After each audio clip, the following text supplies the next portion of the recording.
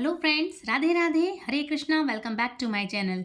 तो फ्रेंड्स, आज हम बात करेंगे उत्पन्ना एकादशी के बारे में। मार्गशीर्ष का यह माह कहलाता है और इस माह में पड़ती है उत्पन्ना एकादशी। तो उत्पन्ना एकादशी का व्रत मार्गशीर्ष माह के कृष्ण पक्ष की एकादशी तिथि को रखते हैं लोग। इस बार उत्पन्ना एकादशी के दिन 3 शुभ योग बन रहे हैं और व्रत रखने वाले हस्त नक्षत्र हैं। इस दिन व्रत रखकर भगवान विष्णु और देवी एकादशी की पूजा करने का भी विधान आता है। धार्मिक मान्यताओं के अनुसार इस दिन इस तिथि को देवी एकादशी की उत्पत्ति हुई थी, इसलिए इसे उत्पन्ना एकादशी कहते हैं। इस व्रत को पूजा से और तप से करने से पुण्य और मोक्ष प्राप्त होता है। व्रत और पूजा से जो पाप मिटेंगे इसके करने से, और पुण्य और मोक्ष की हमें प्राप्ति होगी। मतलब इस तिथि में अगर आप पूजा पाठ व्रत जब तप करते हैं तो आपको बहुत ही अच्छे फल और अच्छे बेनिफिट मिलेंगे और साथ ही आपको मोक्ष की भी प्राप्ति होगी। अच्छा, अब हम बात करते हैं इसकी डेट क्या है। तो आप नोट कर लीजिए इसका सही डेट, समय।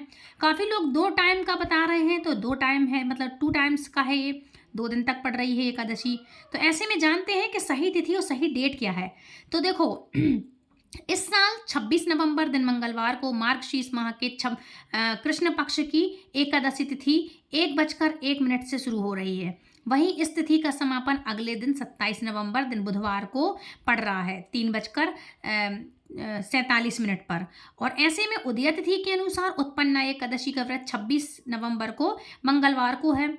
वहीं शुभ योग क्या बन रहे हैं, तो इस साल उत्पन्ना एकादशी पर 3 शुभ योग का निर्माण भी हो रहा है। प्रीति योग प्रातः काल से शुरू होगा और दोपहर 2:14 पर खत्म हो जाएगा। इसके बाद आयुष्मान योग बनेगा जो कि अगले दिन दोपहर तक रहेगा।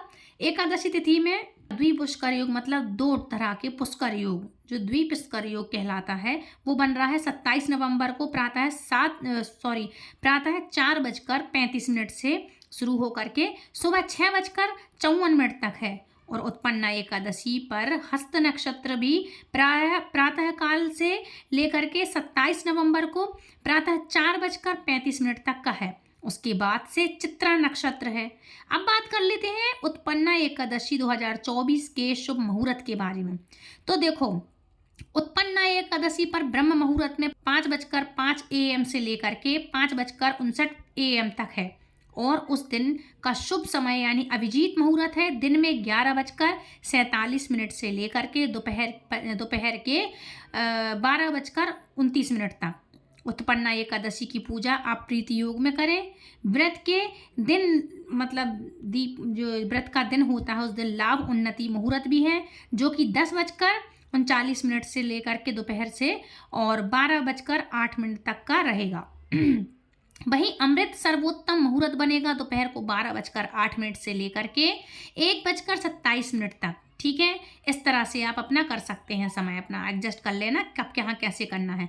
अब बात करते हैं उत्पन्ना एकादशी 2024 का पारण समय कब है। तो देखो, यदि आप 26 नवंबर को उत्पन्ना एकादशी का व्रत रखते हैं तो आप व्रत का पारण 27 नवंबर बुधवार को दोपहर में 1:12 बजे तक कर सकते हैं, क्योंकि पहले की एकादशी दूसरे दिन को छूकर निकल रही है और हरिवासर का समय रहता है और हरिवासर में व्रत नहीं खोलते हैं, इसलिए दूसरे दिन का स्पर्श कर रही है वो एकादशी, है ना, जो 26 नवंबर को व्रत रखेंगे। तो 26 नवंबर को जो व्रत रखेंगे तो वो 1 बजे तक ही करें। दूसरे दिन भी एकादशी है, आप चाहें तो 2 दिन का व्रत कर सकते हैं, फलाहार कर लें। और नहीं तो जिन्होंने 27 तारीख को रखा है उनका अलग बता रही मैं, लेकिन जिन्होंने 26 तारीख को व्रत रखा है वो अपना व्रत का पारण 1:12 से लेकर के 3:18 के बीच में आप कभी भी कर सकते हैं।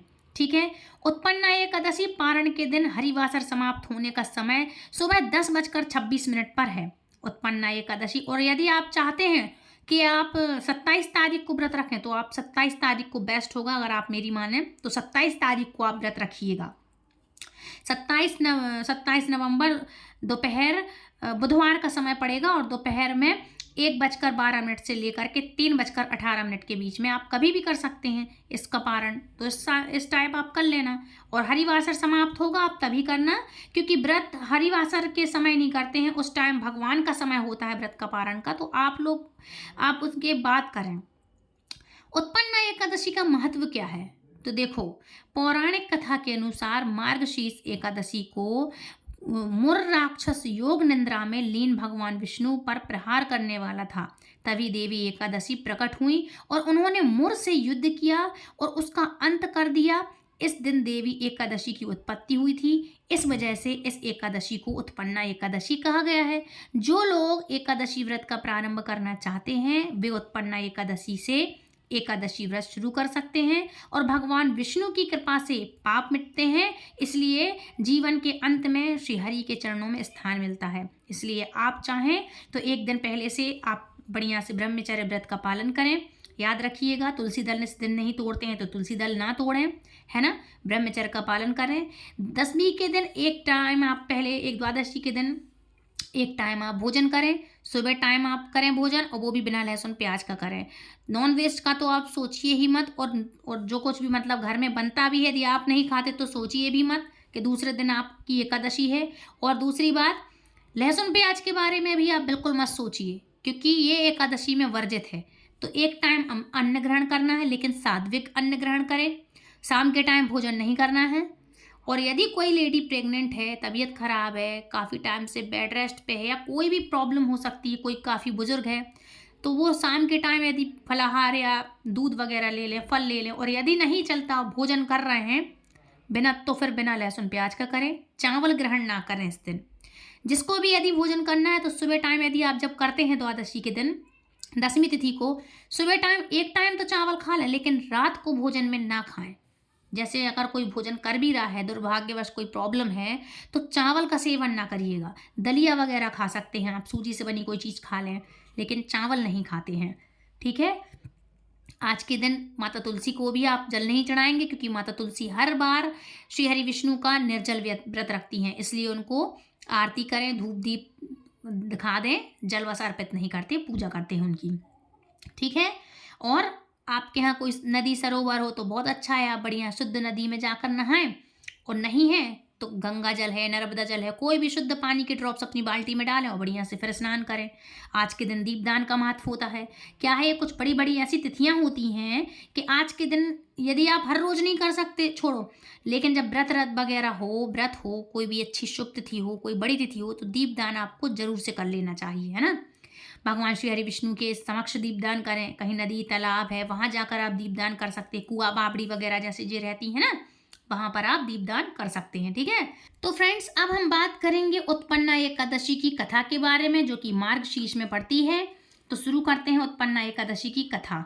तो मार्गशीर्ष मास के कृष्ण पक्ष की एकादशी तिथि को भगवान विष्णु के शरीर से जो तेजस्वी कन्या उत्पन्न हुई थी, वो महादेवी एकादशी का प्रादुर्भाव हुआ था। वो महारानी है, वो उनको बोलते हैं एकादशी महारानी, मतलब एकादशी माता के रूप में है, जिसको हम एकादशी माता बोलते हैं, 11 बोलते हैं।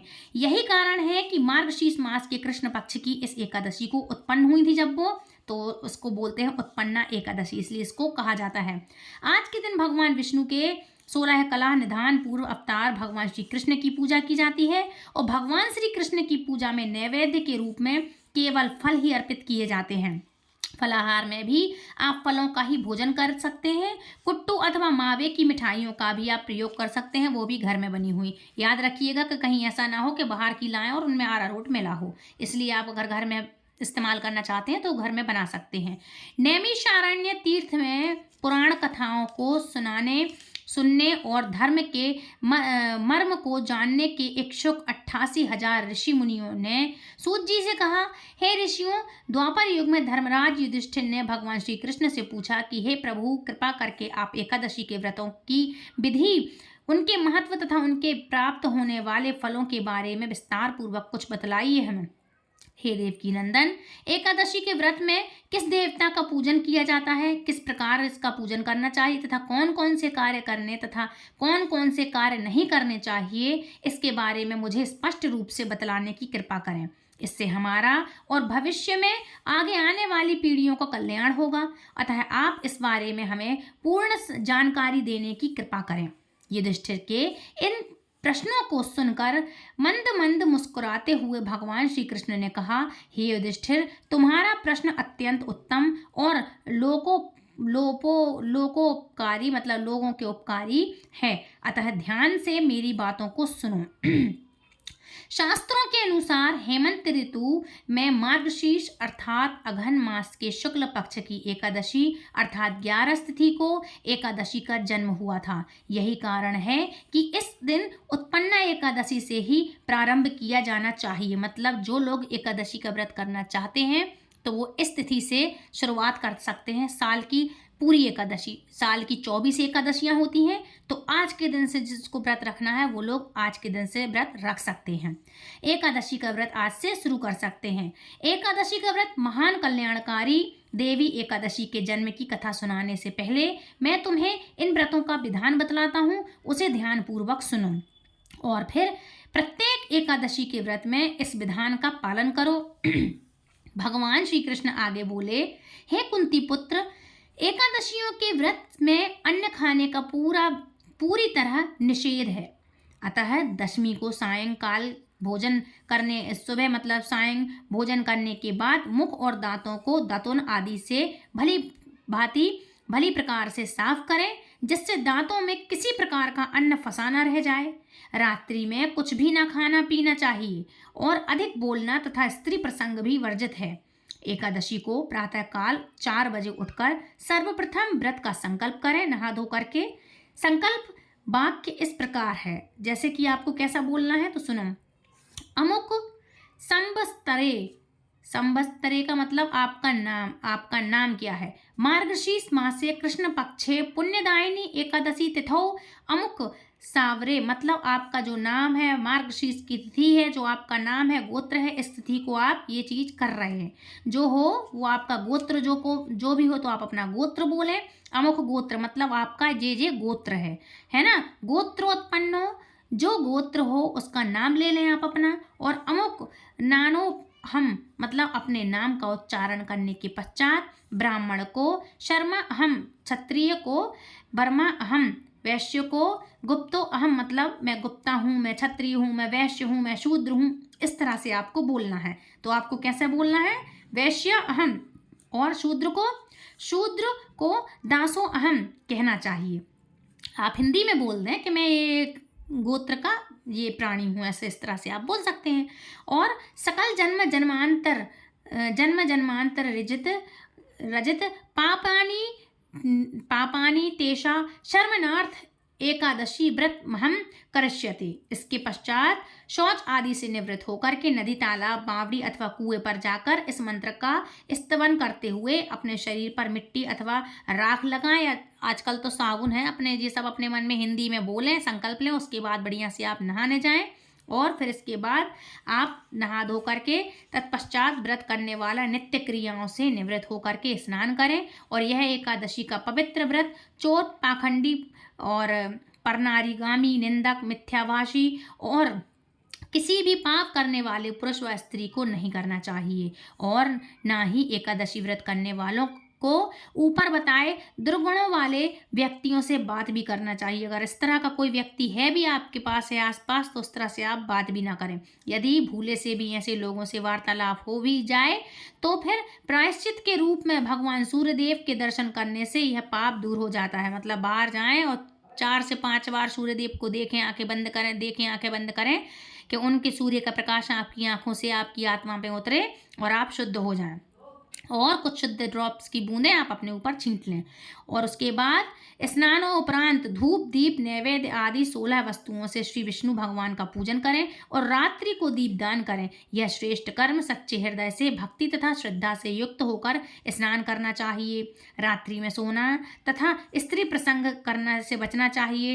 एकादशी की समस्त रात्रि भजन, कीर्तन, मनन, सत्संग आदि करना चाहिए। और पहले कभी जाने अनजाने में जो भी पाप हुए हैं उनके लिए प्रभु से क्षमा प्रार्थना करनी चाहिए। गुणी और धर्मात्मा स्त्री पुरुषों को चाहिए कि कृष्ण पक्ष तथा शुक्ल पक्ष दोनों ही पक्षों की एकादशी के सम्मान मतलब उसका सम्मान करें और इसको समझें, है ना। अब एकादशी व्रत करने वाले भाग्यशाली पुरुष व स्त्री मनचाहा फल प्राप्त कर सकते हैं। और शंखोद्धार तीर्थ में स्नान करने के पश्चात श्री भगवान विष्णु के दर्शन करने से जो भी फल प्राप्त होता है वह एकादशी व्रत के 16वें भाग के भी समान नहीं है। मतलब मैंने आपको बताया ना, जो लोग ये व्रत करते हैं उनको बहुत अधिक पुण्य मिलता है, ऐसा शास्त्रों में कहा गया है। शास्त्रों का ये मत है।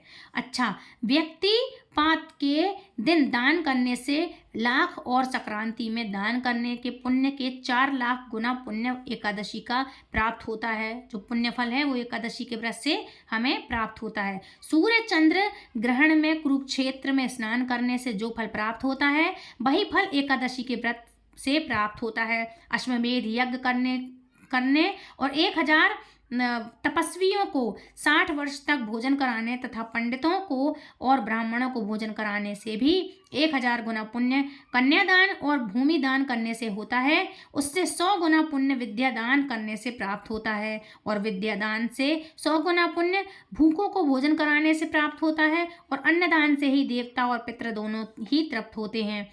पर एकादशी के व्रत का पुण्य सबसे बढ़कर है और 1000 यज्ञों से अधिक एकादशी के व्रत का पुण्य होता है। एकादशी व्रत के प्रभाव से देवताओं को भी दुर्बल हैं और रात्रि को भी प्राणी भोजन करते हैं। उन्हें एकादशी व्रत का आधा फल प्राप्त होता है जो एक वक्त भोजन करते हैं, तथा दिन में एक बार भोजन करने वाले को उसका भी आधा फल प्राप्त होता है। परंतु निर्जल व्रत रखने वाले को जो पुण्य फल प्राप्त होता है उसका वर्णन करने में देवता भी असमर्थ होते हैं। भगवान श्री कृष्ण के मुख से यह सब बातें सुनकर धर्मराज युधिष्ठिर हाथ जोड़कर बोले, हे भगवान, आप हजारों यज्ञ तथा लाख गौ दान से भी एकादशी के व्रत का महत्व बड़ा बताते हैं। सो प्रभु, अब यह भी बतलाने की कृपा करें कि यह तिथि सब तिथियों से उत्तम क्यों मानी जाती है। इसको जानने की मेरी बड़ी अभिलाषा है। तो युधिष्ठिर की बात सुनकर भगवान श्री कृष्ण बोले, हे युधिष्ठिर, सतयुग में मुर नामक एक भयंकर दैत्य था। वह बड़ा बलशाली और भयानक था। उस भयानक और प्रचंड शक्तिशाली दैत्य ने इंद्र, आदित्य, वसु, वायु, अग्नि आदि समस्त देवताओं को पराजित करके स्वर्ग से भगा दिया। तब इंद्र सहित सब देवताओं ने भयभीत होकर के भगवान उमापति भोले शंकर को अपने दुखों का कारण और उस भयानक दैत्य का वृतांत कह सुनाया। देवता हाथ जोड़कर बोले, हे कैलाशवासी, अविनाशी मूर दैत्य के भय से भयभीत होकर समस्त देवी देवता बेचैन हुए मृत्यु लोक में मारे मारे फिर रहे हैं। समस्त सुर समाज को बेचैन देखकर और उनकी अनन्य विनय सुनकर भगवान भोले भंडारी बोले, देवताओं, तीनों लोकों के स्वामी और भक्तों के समस्त दुखों का विनाश करने वाले भगवान विष्णु की शरण में जाओ। वे ही तुम्हारे इस महान कष्ट का निवारण करेंगे। भगवान विष्णु शिव जी की यह बात सुनकर इंद्रादिक समस्त देवताएं एकत्रित होकर क्षीण सागर, जहाँ शेषनाग की सैया पर भगवान शयन कर रहे थे, वहां पर वो लोग जा पहुंचे और वहां पहुंचकर भगवान विष्णु को सोते देखकर सभी देवता हाथ जोड़कर और मस्तक झुकाकर उनकी स्तवन करके उनकी स्तुति करने लगे और विनती करने लगे। तभी सभी देवताओं ने कहा, हे शंख चक्र गदा पद्म तथा वनमालाओं से अलंकृत देवादिदेव, हे देवताओं द्वारा स्तुति करने योग्य आपको कोटि कोटि प्रणाम है। हे सुर नर मुनि जन की रक्षा करने वाले महाप्रभु, आपको बारंबार नमस्कार है। हे दया के धाम प्रभु, आप हमारी रक्षा कीजिए। दैत्यों से भयभीत होकर हम आपकी शरण में आए हैं। आप ही इस समस्त ब्रह्मांड के कर्ता धर्ता और माता पिता हैं। आप ही उत्पत्ति और पालन करता तथा संहार करने वाले और सबको शांति प्रदान करने वाले हैं। आकाश और पाताल में भी आप ही हैं। आप ही हम सबके पितामह सूर्य चंद्र अग्नि वायु ब्रह्म हव्य काव्य मंत्र तंत्र यज्ञमान यज्ञ कर्म कर्ता और भोक्ता भी आप ही हैं। आप सर्वव्यापक हैं। आपके अतिरिक्त चर अचर कुछ भी नहीं है। हे महाप्रभु, दैत्य मूर ने हमें पराजित करके स्वर्ग से भगा दिया। हम सब देवता इधर उधर मारे मारे फिर रहे हैं। सो हे मधुसूदन, आप उन दैत्यों से हम सबकी रक्षा कीजिए, रक्षा कीजिए, रक्षा कीजिए। देवताओं की यह इतनी विनती सुनकर भगवान कमलापति बोले, हे सुरो, ऐसा मानवी दैत्य कौन है? उसमें ऐसा कितना बल है?